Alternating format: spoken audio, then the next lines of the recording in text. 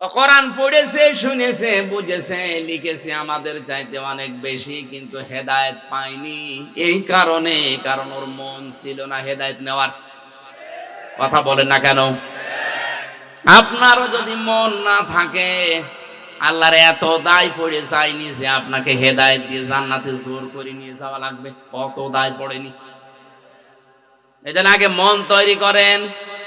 বিশ্বাস করতে পারেন আমির হামজা এখন থেকে শেষ পর্যন্ত ওর বাবার কথা, দাদার কথা একটাও বলবে না। যা বলবে আমি কোরআনের আয়াতের দলিল, হাদিস নাম্বার, পৃষ্ঠা নাম্বার পর্যন্ত আপনাকে আমি বলে দিচ্ছি, সব আমার নোট করা আছে। সুতরাং এইরকম মন নিয়ে শোনেন যে আমার এই ৭৭টা পয়েন্টের ভেতরে যদি আমি একটাও থেকে থাকি, এই মুহূর্তে আমি ওখান থেকে পিছিয়ে আসবো। রাজি আছেন? রাজি আছেন?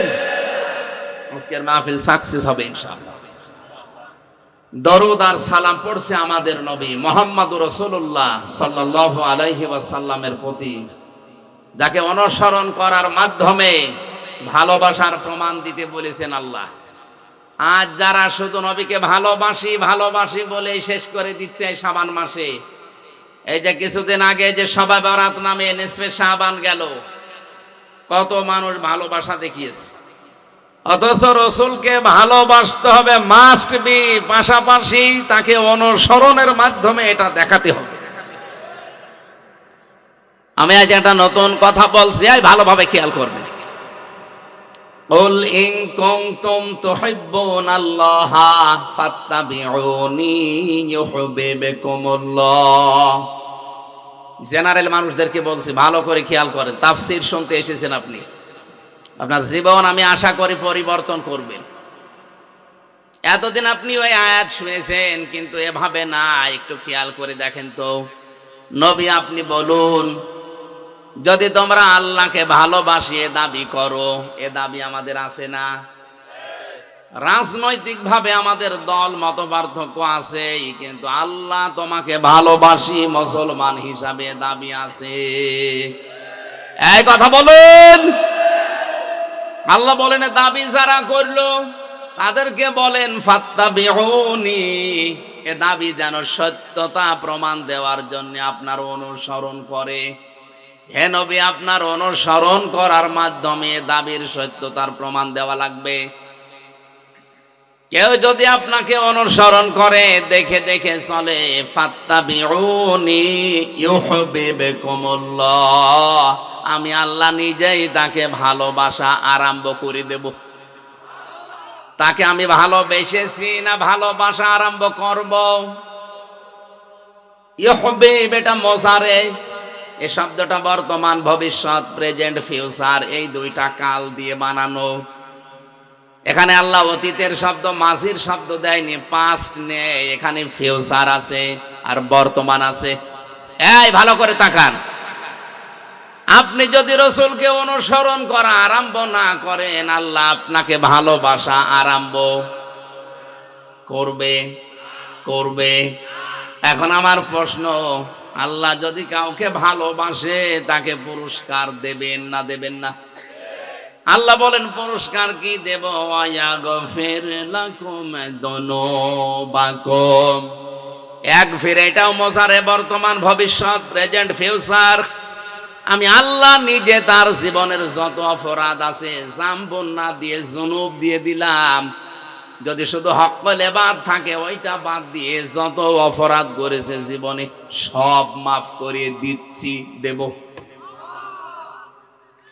সুবহানাল্লাহ বলা না? এবার তাকান, আয়াতের মাঝে ছিল তোমরা যদি অনুসরণ করো তাহলে আল্লাহ তোমাদেরকে ভালোবাসা শুরু করবে। আর আল্লাহ ভালোবাসা আরম্ভ করে দিলে জীবনের গুনাহ শুধু হক্কুল ইবাদ বাদ দিয়ে একটাও রাখবে না, সব মাফ করে দেবে। কারণ মাফ করার ক্ষমতা আল্লাহর আছে না নেই? এবার আমাদের এখান থেকে শিক্ষা কি? আমরা অনুসরণ করব কি আংশিক না পূর্ণাঙ্গ? আরো জোরে বলুন। এবার আপনি নিজের দিকে মিলান তো। আপনার অনুসরণ হচ্ছে, আমিও দেখতে পাচ্ছি, আমারও অনুসরণ হচ্ছে, আমিও টের পাচ্ছি, কিন্তু আমাদের অধিকাংশ অনুসরণ এই দেশের রাসূলের আংশিক, পূর্ণাঙ্গ হচ্ছে না। আপনার মাথা থেকে শুরু করে পা পর্যন্ত মিলান। না, মাথা নিচু করে মন খারাপ করার জন্য বলছি না, মাথা থেকে শুরু করে পা পর্যন্ত একটু মিলান তো রসুলের অনুসরণ হচ্ছে কিনা। আপনার চুলের কাটিং রসুলের মতো হয় না, আপনার মোছের কাটিং রসুলের মতো হয় না, আপনার যে দাড়ি এটা রসুলের মতো হয় না, আপনার যে পোশাক আশাক এটা রসুলের মতো হয় না। আর কোন জায়গায় হাত দেব, যেখানে হাত দেওয়া হয় একটাও তো মিলছে না। আপনার পরিবার, সমাজ, রাষ্ট্র কোন দিকে তাকিয়ে বলতে পারবেন যে আমার রসুলের মতো অনুসরণ হচ্ছে? বলেন। হ্যাঁ, আংশিক আমরা কিছু করছি। নবীজি নামাজ পড়েছিলেন, আমরাও নামাজ পড়ি। নবীজি রোজা রেখেছিলেন, আমরাও রোজা রাখি। বিশ্ব নবী যে সারা জীবনে 63 বছরে একটা মিথ্যা কথা বলেনি, এটা আমাদের জীবনে পাওয়া যাবে? আর আসতে বলেন। এই পৃথিবীতে একজন মানুষকেই পাওয়া গেছে যিনি ওপেন চ্যালেঞ্জ দিতে পেরেছিলেন, হে আমার সাথীরা, হে আমার স্ত্রীরা, দিনের আলোতে রাতের আধারে আমার ভেতরে চলতে ফিরতে যা দেখো সব মানুষের কাছে ওপেন বলে দাও। এই পৃথিবীতে আর কেউ একথা বলতে পারে নাই, কিয়ামত পর্যন্ত আমার মনে হয় বলতেও পারবে না। এখানে আমরা যত বুজুর্গ মানুষই আছি না কেন, যত বড় নেতায় বসে আছি, যদি কালকে ঘোষণা দেওয়া হয় এদেশের মানুষেরা, হে আমার স্ত্রী, বন্ধু বান্ধবেরা, যা আমার ভেতরে দোষ ত্রুটি পাও সব সংবাদ সম্মেলন করে বলে দাও, কালকে আপনি বের হতে পারবেন না। কথা বলেন না কেন? অথচ কি জীবন তিনি বানিয়েছিলেন! 63টা বছরের ভেতরে একটা মিথ্যা কথা তার পাওয়া যায়নি। তার সাথে যারা চলাফেরা করেছে, যে ভুল ধরবে সে ভুল ধরার মতো একটা সুতা পর্যন্ত বের করতে পারেনি। এই জন্যই তো একটা মানুষকে শুধু অনুসরণ করলে আল্লাহ গ্যারান্টি দিলেন, তোর জীবনের অপরাধ আমি রাখবো না, সব মাফ করে দেব। শুধু হক করে বাদটা ঠিক রাখবি, বান্দার হক যেন তোর দ্বারা নষ্ট না হয়। তাছাড়া আমি আল্লাহর হক যত নষ্ট করে ফেলেছিস, রাসূলের অনুসরণ যখন পূর্ণাঙ্গ আরম্ভ করার সিদ্ধান্ত নিয়ে মাঠে নামবি, ওই মুহূর্তে তোর জীবনের পেছনের অপরাধ মাফ করে জান্নাতি বলে ঘোষণা দিয়ে দেব। এজন্য আমাদের উচিত এখন থেকে রাসূলের আংশিক অনুসরণ করবেন না পূর্ণাঙ্গ? আরো জোরে। বিশ্ব নবী মুহাম্মদুর রাসূলুল্লাহ বিয়েতে যেভাবে তিনি আদর্শ রেখে গেছেন, আপনার বিয়েতেও ওইটা পাওয়া যাওয়া লাগবে। আমাদের গান বাজনা না হলে বিয়ের অনুষ্ঠানই সাঁটে না। কথা বললেন না কেন? বিয়েটা শুরুই হয় হারাম কাজ দিয়ে। মেয়ে দেখতে যাবে যেই লোকটা যে বিয়ে করবে, সে তো যায়, সাথে সাথে যায় দুলা ভাই আর ওর বাবা। আরে বিয়ে কি দুলা ভাই ওর বাবা করবে? আমাদের সামাজিক জীবনে, পারিবারিক জীবনে এই হারাম কাজটা বাদ দেওয়া লাগে। অনেকে মনে করছে এ আবার কি এতটুকু, না না, এটা ফরজ জিনিস। আপনার কি ওই মেয়েটা দেখা যায় যাচ্ছে, আপনি তো ওর বাবা, এই ছেলের বাবা, আপনি না জানি আপনার যদি পছন্দ হয়, আপনি যদি বলেন ছেলে তুই থাক আমি দেখি, এমনি এমনি আল্লাহ বিধান দেয়নি। আল্লাহ জানে আমাদের মনের ভাব। এক কথা বলেন না কেন? আল্লাহ জানে না? হযরত আদম নবীকে আল্লাহ যখন বানিয়ে জান্নাতের ভেতরে নিয়ামতে ভরপুর করে রাখলেন, কিন্তু তার ভালো লাগছিল না। আল্লাহ পাক মনের ভাব বুঝতে পেরে বাম পাজর থেকে একটা হাড় ঘুমের ভেতরে তুলে নিয়ে আর একটা মহিলাকে বানালেন, পৃথিবীর সর্বশ্রেষ্ঠ সুন্দরী হযরত হাওয়া দাঁড় করিয়ে রেখেছেন। আদম নবী ঘুম থেকে উঠে দেখলেন এত সুন্দর মানুষ হতে পারে। তিনি তাকালেন, প্রথমে তাফসীরে ইবনে কাসির বলেন প্রথমে তাকিয়েছেন, এরপরে ধরতে গেছেন। আল্লাহ পাক বলেন আদম তাকানো যাবে না, ধরা যাবে না। আদম নবী বলছে আল্লাহ তাকানো যাবে, ধরা যাবে, কি করলে সেটা বলেন? তাকানো যাবে, ধরাও যাবে, একটাই শুধু বৈধ পন্থা আছে, বিয়ে করা লাগবে। সুতরাং এখান থেকে বোঝা যায় বিয়ের আগে কোন মহিলার দিকে অন্য নজরে তাকানো জায়েজ নেই, ধরাও জায়েজ নেই। শুধুমাত্র 14ই ফেব্রুয়ারির দিন বাদ দিয়ে। এদিন তো কোনো গোনা নেই। এই দিন অনেকে আল্লাহর নাম নিয়ে শুরু করছে যে আল্লাহ এই দিন আমরা পালন করছি।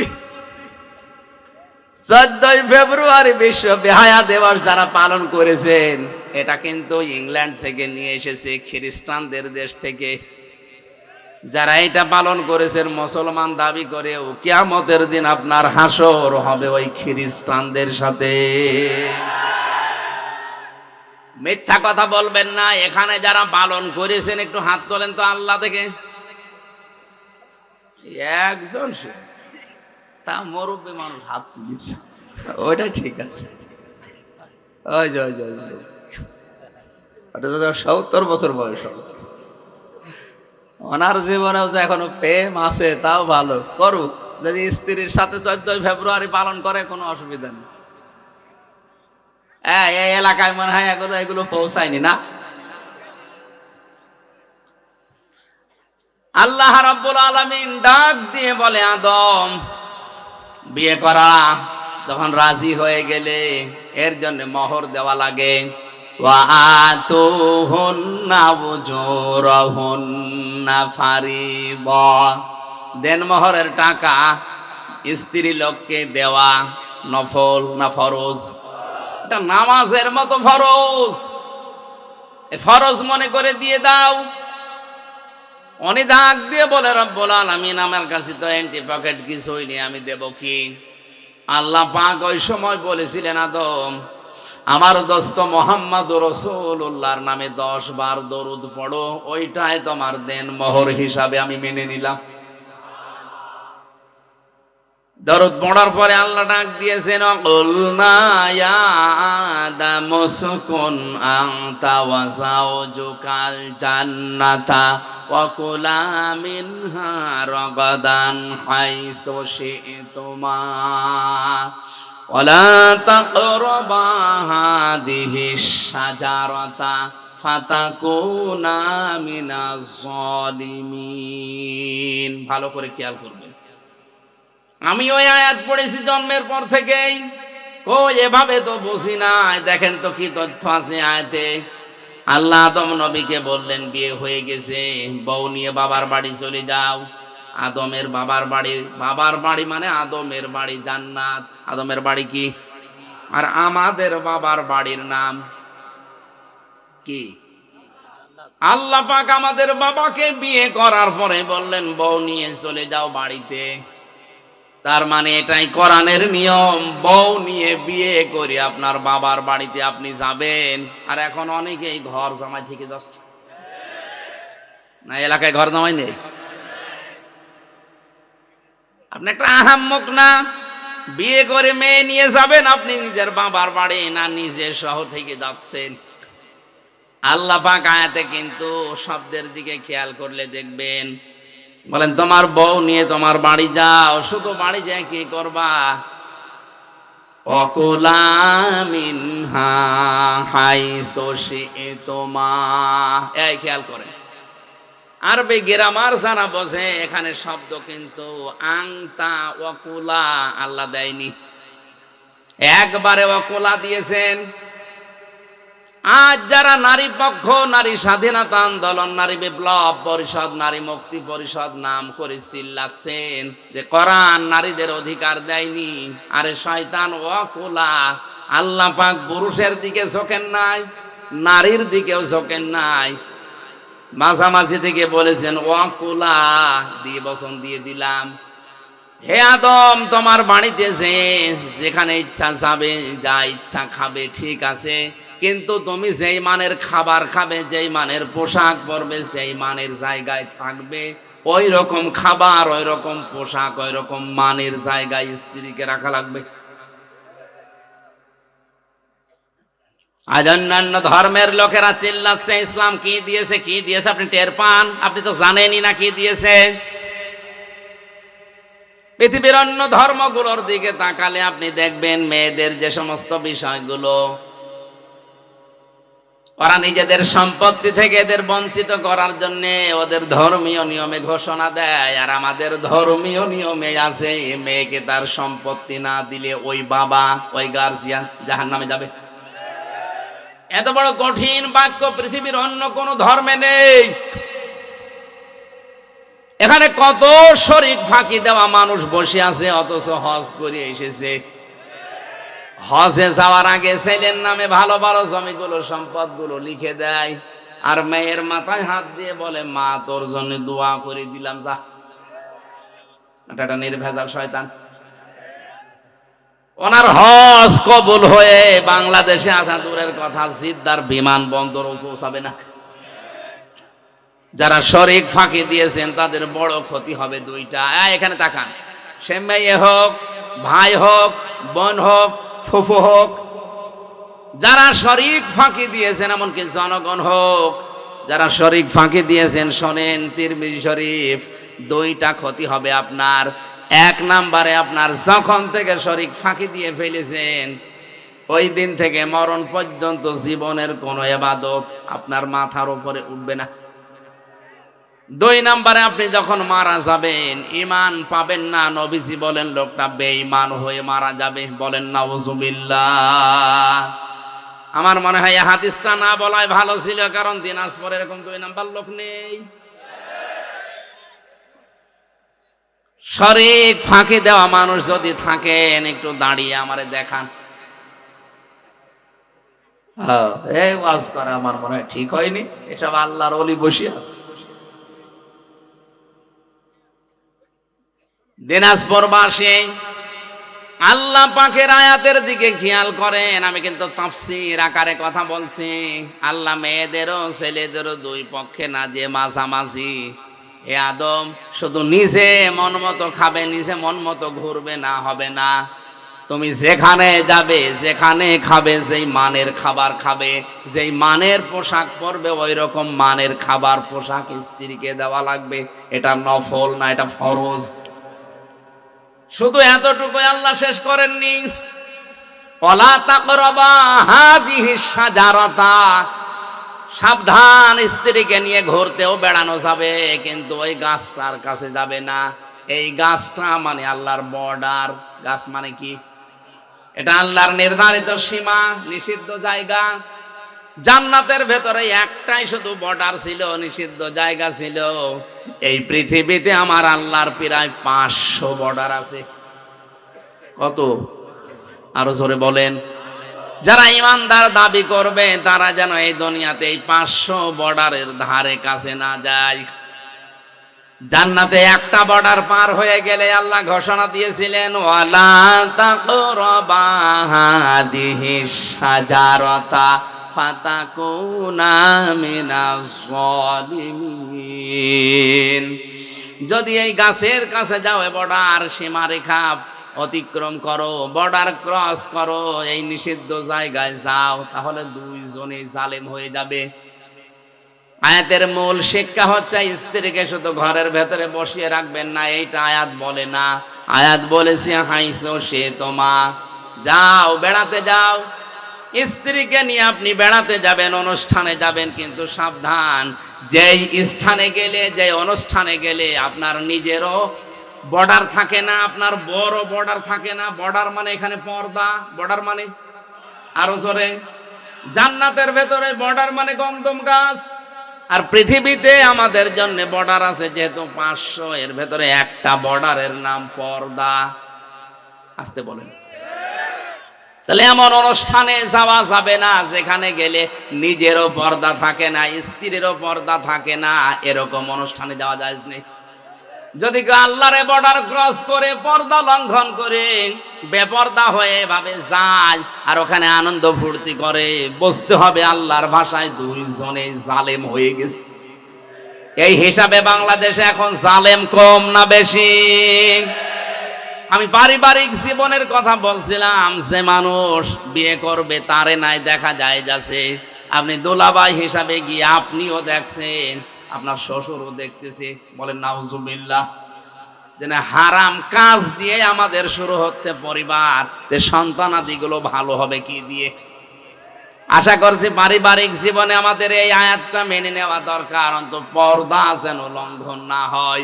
বেপর্দা পরিবারে মেয়ে বিয়ে দেওয়ার চাইতে মেয়েকে কেটে ভাসিয়ে দেওয়া ভালো, কারণ ওখানে গেলেও জাহান্নামের আগুনে পড়বে। এই কথা বলেন না কেন? আমরা পারিবারিক ভাবে যদি একটু সচেতন হই, দেখেন মুসলমানের দেশে পর্দারে পরিবেশ ফিরিয়ে আনেন। হ্যাঁ, অনেকে চেষ্টা চালাচ্ছে এ দেশে বেপর্দার লাইন খুলতে, কিন্তু আমরা এটা চাই? আরো জোরে বলেন চাই?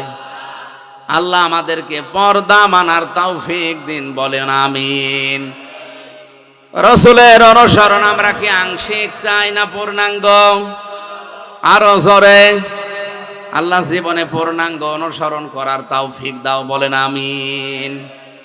আমার তেলাওয়াত কি তো আয়াত সূরা বাকারার 190 নম্বর আয়াত, এখান থেকে আমি আরম্ভ করছি। জবান খুলে কোরআনের সোনালী আয়াত পড়েন। আউযু বিল্লাহি মিনাশ শাইতানির রাজিম। বিসমিল্লাহির রহমানির রহিম।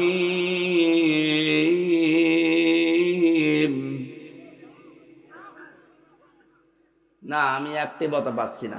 এই একটু একটু একটু এইদিকে আয়াতটা শেষ করি নাকি মোনাজাত করে দেব? ৭৭ প্রকার হয়তো সব বলা সম্ভব হবে কিনা জানি না, প্রায় ৭০টা পৃষ্ঠা লিখেছি। এত তো সম্ভব না, যে কয়টা পারি আমার শরীর এবং কণ্ঠ যত সাপোর্ট করে বলছি। বাকিটা গাড়ি থেকে বই আছে, বইয়ের ভেতরে আর বউ আপনাকে দেবে, দুইজন পড়াপড়ি করে সংসারে অন্তত আমার মনে হয় পরকীয়া প্রেম যাদের আছে এটা কেটে যাবে। আমি জেলখানায় থাকতে টুকে টুকে রেখেছিলাম, বাইরে এসে বই আকারে লিখেছি। দুইটা আছে, একটা নারীদের জন্য, একটা পুরুষের জন্য। এই যে গাড়িতে আছে ডানি, এখান থেকে মোনাজাতের পরে নেবেন। আমরা এখন কোরআনে প্রবেশ করছি। জবান খুলে পড়েন আউযু বিল্লাহি মিনাশ শাইতানির রাজিম। বিসমিল্লাহির রহমানির রহিম।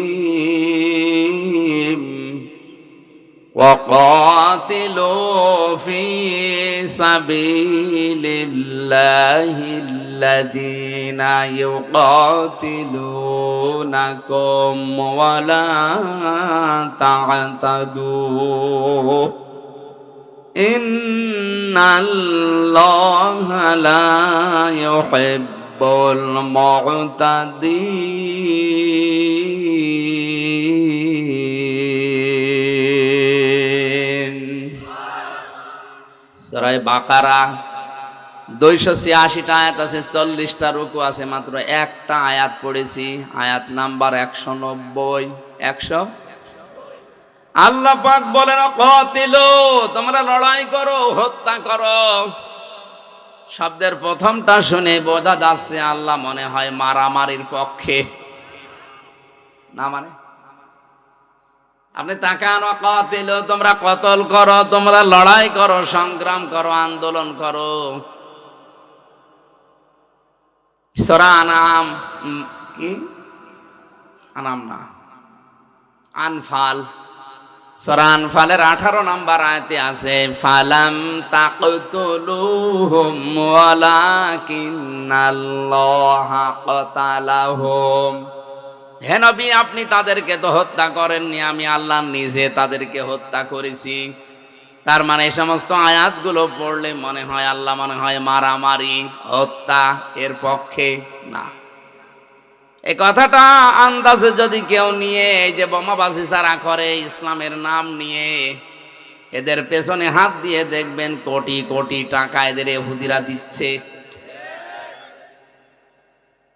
এ পৃথিবীতে আজ হাজারো মানুষ ইসলামের নাম নিয়ে আয়াতের প্রথম শব্দটা শুনেই মারামারিতে লিপ্ত হয়ে যাচ্ছে, হত্যা করতে চাচ্ছে না। আল্লাহ কিন্তু হত্যার কথা উদ্বুদ্ধ করার পরেই তিনি ওয়ালা তাআতাদু দিয়েছেন, যে সীমা লঙ্ঘন করা যাবে না। ফি সাবিলিল্লাহি, তোমরা লড়াই করবা, সংগ্রাম করবা, হত্যা করবা, কিন্তু রাস্তা হবে আল্লাহর। আর আল্লাহর রাস্তায় নবীজির যে 40 বছর থেকে শুরু করে 63 বছর এই 23 বছরে তিনি নবুয়তের জিন্দেগিতে নিজে 27টা যুদ্ধের সেনাপতি হয়ে দায়িত্ব পালন করেছিলেন। আসতে বলেন, তিনি কি আয়াত জানতেন না? কোনো দিন নিজের হাতে তো একটা মানুষও হত্যা করেননি। আল্লাহ হত্যা করার কথা বলছেন, আল্লাহর রাস্তা। এটা কেমন রাস্তা, কোন রাস্তা, কিসের রাস্তা? এই রাস্তাগুলো আমাদের ব্যাখ্যা করা লাগবে এখন। এই পৃথিবীর ময়দানে যারা ইমানদার তারা লড়াই করতে থাকবে, তারা আন্দোলন করবে। আল্লাযীনা আমানু ইউকাতিলুনা ফি সাবিলিল্লাহ। সূরা নিসার ৭৬ নম্বর আয়াতের প্রথম অংশে আছে, আল্লাহ পাক বলেন যাদের ঈমান আছে তারা সারাটা জীবন লড়াই করবে, সংগ্রাম করবে, কিন্তু রাস্তা হবে আল্লাহর। ওয়াল্লাযীনা কাফারু আউলিয়াউহুমুত তাগুত। আর যারা কাফের তারাও লড়াই করে, সংগ্রাম করে, আন্দোলন করে, কিন্তু তাদের রাস্তা হবে শয়তানের। এখান থেকেই ভাগ হয়ে যাবে, আপনি আল্লাহর রাস্তায় থাকবেন না তাগুতের রাস্তায়। আল্লাহর রাস্তায় যারা থাকবে, আল্লাহর ভাষায় তারা ঈমানদার। শয়তানের রাস্তায় যারা থাকবে তারা আল্লাহর ভাষায় কাফের। বাংলাদেশে এখন ঈমানদার আর কাফের বোঝার জন্য কারো ফতোয়া লাগবে না, আপনি নিজেই যথেষ্ট। এদেশে যাদের আন্দোলন সংগ্রাম, যাদের মিছিল মিটিং সব আল্লাহর জন্য হয়, আল্লাহর রাজ কায়েমের জন্য, বুঝবেন এরা ঈমানদার। আর যারা মানুষের তৈরি করা নিয়ম নীতিগুলো দুনিয়ায় প্রতিষ্ঠা করার জন্য আন্দোলন করে, সংগ্রাম করে, মিছিল মিটিং করে, টাকা পয়সা খরচ করে, বুঝবেন এটা কাফের।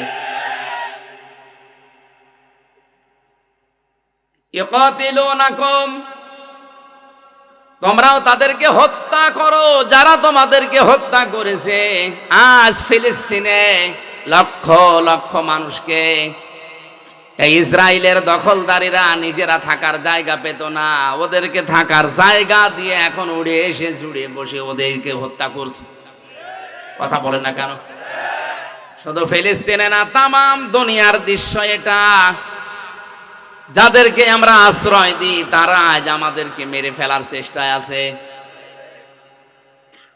যাদেরকে আমরা ঘর বাড়ি দিলাম, থাকার জায়গা দিলাম, এ জমিন তো আজ এ জমিন আল্লাহ মুসলমানদের জন্য অক্ষ করে দিয়েছেন। ইন্নাল আরদা লিল্লাহ, তামাম দুনিয়ার জমিন আল্লাহর জন্য। ইউরিসুহা মাইয়াশাউ মিন ইবাদি, আল্লাহ পাক জমিনের ওয়ারিস বানিয়েছেন, উত্তরাধিকারী বানিয়েছেন ঈমানদারদের, তার বান্দাদের। কাদের? বলেন বলেন। সুতরাং এই পৃথিবীর বৈধ মালিক যারা ঈমান আছে তারা, বাবা মারা গেলে যেমন অটোমেটিক সন্তান ওয়ারিস সূত্রে জমির মালিক হয়ে যায়, এই পৃথিবী আল্লাহ ঈমানদারদের জন্য ওয়ারিস বানিয়েছেন। জোরে বলেন আল্লাহু আকবার। আর আমাদেরকে আজ আপনি থাকতে দেবেন না, মেরে পিটিয়ে হত্যা করে বিদায় করে দিতে চাচ্ছেন। এই জন্য আল্লাহ জানিয়েছেন তোমাদেরকে যতটুকু মারবে, বাড়ি থেকে বের করে দেবে, যতটুকু অত্যাচার করবে অতটুকু তোমাদের উপরে করা যায় যাচ্ছে, কিন্তু সাবধান, ওয়ালা তা'তাদু, সীমা লঙ্ঘন করা যাবে না। ইন্নাল্লাহা লা ইউহিব্বুল মুতাদিন, কোন সীমা লঙ্ঘনকারীকে আল্লাহ পছন্দ করে না। এই আয়াত থেকে আল্লাহ তাফসীর আকারে আমি সাজিয়েছি। এইদিকে থাকা, এ পৃথিবীতে যত ঘৃণিত কাজ আছে সবচাইতে আল্লাহর কাছে ঘৃণিত কাজ হচ্ছে দুনিয়ায় যে কোনো বিষয়ে সীমা লঙ্ঘন করা, বর্ডার ক্রস করা, লিমিট ক্রস করা। কথা বলেন ঠিক কিনা? আমরা এই আয়াত থেকে তাফসীর পড়তে গিয়ে পেয়েছি পৃথিবীর যত জাতিকে আল্লাহ ধ্বংস করেছেন সব জাতির পিছনে কারণ ছিল একটাই, তারা সীমা লঙ্ঘন করেছে। হযরত হুদ আলাইহিস সালামের জামানায় তার জাতিরা সীমা লঙ্ঘন করেছিল। লূত নবীর জামানায় তারা সীমা লঙ্ঘন করে পুরুষে পুরুষে বিয়ে করা আরম্ভ করেছিল। এই যে লাওয়াতাত যেটা বলা হয়, যেটা আজ ট্রান্সজেন্ডারের নামে অনেকে চালু করতে চাচ্ছে। আল্লাহ জর্ডানে ডেড সি বানিয়ে, মৃত সাগর বানিয়ে দিয়েছে তাদেরকে পুরা উল্টিয়ে। সালে নবী আলাইহিস সালামের জামানায় ওরা সীমা লঙ্ঘন করেছিল, ওজনে কম বেশি করে আর কারো মাল নিয়ে গেলেই ছিনতাই করে নিত। এই দুইটা সীমা লঙ্ঘনের কারণে হযরতে সালেহ নবীর জাতিকে আল্লাহ ধ্বংস করে দিয়েছে। আজ যারা বাংলাদেশে ওজনে কম বেশি করছেন, ওজনে কম বেশি মানে কি? অনেকেই মনে করে ওজনে কম বেশি মানে ওই দাড়ি পাল্লা। যারা দোকানদারি করছে, ব্যবসা করছে, ওদের জন্য না। ওজনে কম বেশি মানে নেওয়ার সময় বেশি নেয়, দেওয়ার সময়। আরো জোরে বলেন। আজ আপনি শিক্ষকতা যারা করছে, বিচারালয়ে যারা আছে, প্রশাসনে যারা আছে, মিলান নেওয়ার সময় একজন শিক্ষক কিন্তু প্রাইমারি থেকে মাস্টার্স পর্যন্ত যারা ক্লাস নেয়, এরা নেওয়ার সময় শিক্ষকগুলো বিভিন্ন জায়গা থেকে জ্ঞান তো ঠিকই আহরণ করেছিল, কিন্তু ক্লাসে দেওয়ার সময় এখন এই স্যারেরা ঠিক মতো দিতে চায় না, বলে প্রাইভেট পড়া লাগবে আর কোচিং করা লাগবে। কোরআনে কারিমের জন্যই জানিয়েছে ওয়াইলুল লিল মুতাফফিফিন আল্লাযীনা ইযা তালু আলান নাসি ইয়াস্তাউফুন। আল্লাহ পাক বলেন ধ্বংস হয়ে যাক ওই দোকানদারগুলো, ওই মানুষগুলো যারা নেওয়ার সময় বেশি নেয়, দেওয়ার সময় কম দেয়। আজ আমি আয়াতের সাথে মিলিয়ে 1 থেকে মাস্টার্স পর্যন্ত প্রাইমারি স্কুল, কলেজ, বিশ্ববিদ্যালয়, মাদ্রাসা আমি মিলিয়ে দেখেছি হাজার হাজার শিক্ষক আল্লাহর লানত প্রাপ্ত। আরে ভাই, একটা শিক্ষক হতে হলে তো জ্ঞান অর্জন করা লাগে, কম না? বিশ্ববিদ্যালয়ে যারা মাস্টার্সে ক্লাস নেয়, এই সমস্ত ডক্টররা কত বড় বড় ডিগ্রি বিভিন্ন দেশ থেকে নিয়ে এসেছে, কত কষ্ট করে, কত পড়াশোনা তাদের করা লাগে, যোগ্যতা। কিন্তু ক্লাসে দেওয়ার সময় অধিকাংশ স্যারগুলো দেখি না, এগুলো আর ক্লাসে ডেলিভারি দিতে চায় না, তখন প্রাইভেট ভার্সিটিতে যে ক্লাস নেয় আর বলে প্রাইভেট পড়ো নাই কোচিং করো। এই কথা বলেন না কেন? এরকম কলেজ দেশে নেই, এরকম স্কুল নেই, এরকম প্রাইমারি নেই। আপনি কি মনে করছেন যে আমি নামাজ পড়ি, রোজা রাখি, আমি পর্দা করে চলি, আমার ব্যবসা হালাল, আমি মাপ পেয়ে যাব? আরে ভাই, আপনি তো ওজনে কম বেশি করছেন। আশা করছি যত শিক্ষক আছে পৃথিবীতে, এই আওয়াজটা যত জায়গায় পৌঁছাবে, আমি এমনি বলি নাই, আমার বিশ্ববিদ্যালয়ের দিকে তাকিয়ে বলছি। আমার একজন স্যার আমি যা দেখেছি, শুধু আমার ডিপার্টমেন্টে এরা জ্ঞানের সাগর, কিন্তু ওইভাবে যদি আমাদেরকে দিত, আমরা অন্তত কিছু না কিছু পেতাম। স্যার তো এই জন্য আমি আর নিচে নামতে পারলাম না, কারণ কালকে আবার না জানে বদুয়া দিয়ে দেখেনি। শ্রদ্ধাভাজন শিক্ষক মন্ডলী, আল্লাহর কসম, কোরআন আমার সামনে, আপনাদেরকে আমি জীবনের চাইতেও বেশি ভালোবাসি। কোরআন পড়ে আমি যতটুকু বুঝতে পারছি যে আপনারা কিন্তু ধরা খাবেন। 73টা ক্লাস নেওয়ার কথা 6 মাসে, অথচ 3-4টে ক্লাস নিয়ে বাকি গুলো বলে তোরা পড়ে নিবি। সরকার আপনাকে প্রতি মাসে মাসে 80 থেকে 90 হাজার টাকা করে বেতন দেয় এই 73টা ক্লাসের জন্য। এই কথা বলছেন না?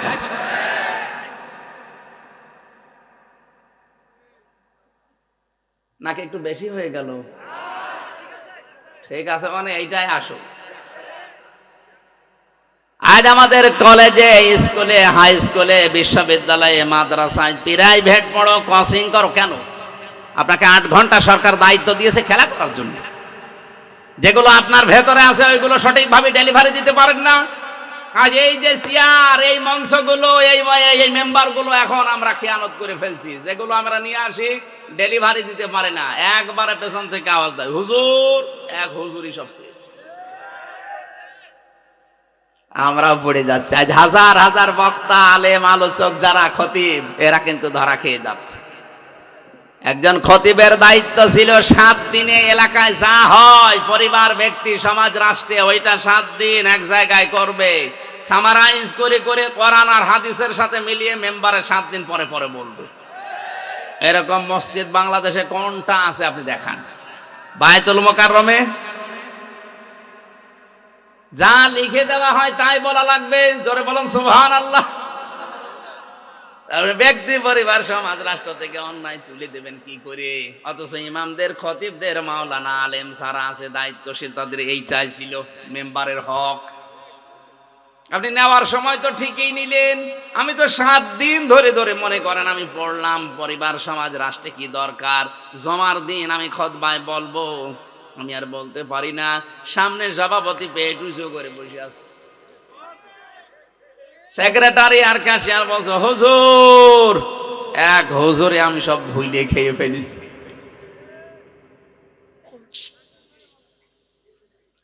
আমার ভাইরা, না হচ্ছে না।